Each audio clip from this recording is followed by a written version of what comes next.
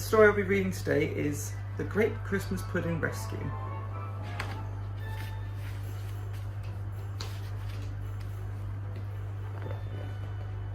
Snow fell softly and the air buzzed with excited whispers. The happy villagers of Puddingtown were watching and waiting for the Pudding Express train to arrive. It carried a precious cargo, all the yummy ingredients needed for their Christmas pudding festival. Just then there was a loud announcement. "Disaster!" cried the station manager. "The Pudding Express is stuck in snow." "Oh no," the people cried. "We can't have our great pudding festival without it. What shall we do?" There was only one thing to do. The children wrote a letter to Santa.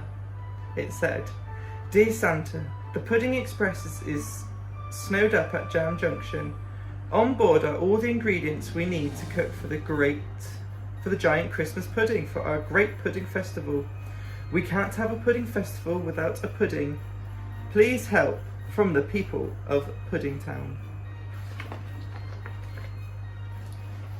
As the smallest child was about to post the letter, a sudden breeze blew it high into the frosty sky.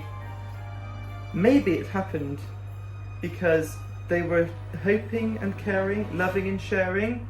Whee! The letter swirled around above rooftops, over the frozen lake, across the forest and far, far away. Santa was in his workshop when the envelope swooped through his letterbox, looped the loop, and landed on his desk. "Oh dear," he gasped, reading it. "Something must be done." Santa stomped outside into the snow and whistled very loudly. Out from the trees, animals and birds, some hopping and skipping excitedly. Santa explained about the train stuck in deep snow. "What can we do to help?" Squirrel asked. "I'll show you," Santa replied. They followed him to his huge Christmas cavern. Every shelf was piled high with presents. "Aha! Found it!" Santa smiled, reaching for a huge cookbook. Mrs. Claus's very secret scrumptious Christmas pudding recipe. And here's everything we need to make it. Oops. There was spicy cinnamon, crunchy almonds, brown sugar, juicy raisins and sticky treacle. "Delicious," said Bear, dipping his paw in the treacle. Santa found fresh brown eggs, creamy butter, squidgy cherries and zingy ginger. "Smells lovely," squeaked Mouse. "Achoo!" sneezed Fox, opening the flour packet. There was even a shiny silver sixpence to hide in the pudding, and holly to decorate it. Each of the animals carried off an ingredient. "Thank you, friends," said Santa. "I would come with you, but it's Christmas Eve and I have a very important job to do."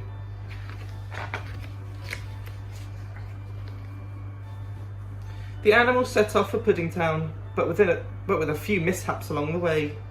They almost got lost in a snow blizzard. "Follow our singing," chirped the robins. "We'll lead you through." Mouse got a little upset when she sat on some prickly holly that her hair had left behind, and some cherries went missing. On the slippery frozen lake, Squirrel had dropped her raisins, and they scattered everywhere.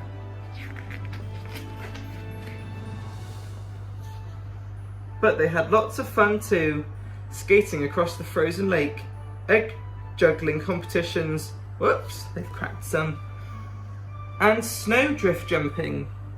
"It's getting late," Fox said. "We must hurry."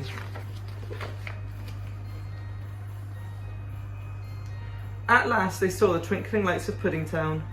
"I never thought we'd get here in time," said Rabbit, "but we did." Maybe it was because they were hoping and caring, loving and sharing. What a surprise the villagers had when they saw the animals bringing such wonderful supplies for their great pudding festival. "Hooray!" they cheered. "Thank you!" Everyone got straight to work. There was mixing and stirring, grating and chopping. "I'm in charge of the tasting," laughed Bear. "We're happy to help," said the children. Finally, the pudding was ready to put in the oven. "It's almost Christmas," the people yawned. "We should get to bed before Santa arrives."